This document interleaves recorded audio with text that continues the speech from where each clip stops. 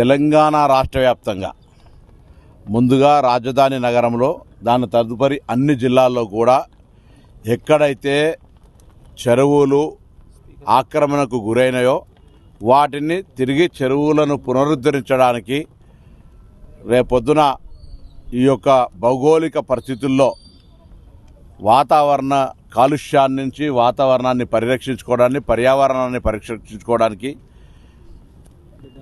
గతంలో ఉన్నటువంటి చెరువులకు ప్రభుత్వ లెక్కలకు రికార్డులకు అనుగుణంగానే కార్యక్రమాలు జరుగుతున్నాయి.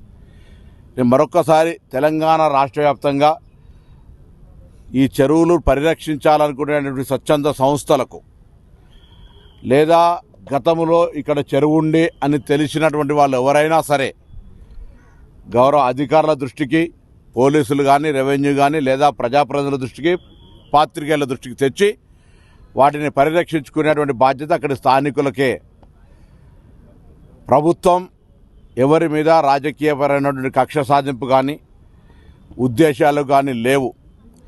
దీనికి ప్రజల నుంచి వస్తున్న స్పందన రాష్ట్ర వ్యాప్తంగా ప్రజలు ఈ అంశాన్ని హర్షిస్తూ ఉన్నారు. అనేక సందర్భాల్లో ఎక్కడైనా అన్యాయంగా జరిగిందంటే తప్పకుండా మీరు న్యాయస్థానాలు ఉన్నాయి.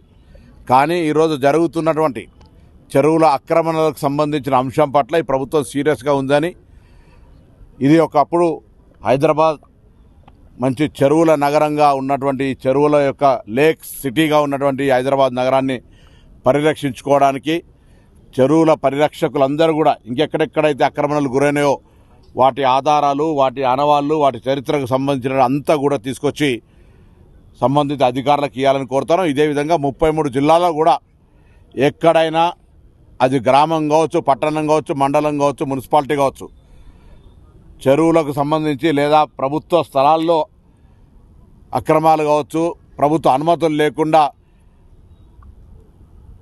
పెద్ద పెద్ద అక్రమ కట్టడాలు కావచ్చు, వాటన్నిటి పట్ల మీకున్న సమాచారాన్ని, అవగాహనను, ఆలోచనను ప్రభుత్వం దృష్టికి తెమ్మని చెప్పి కోరుతాను. ప్రజలకు కూడా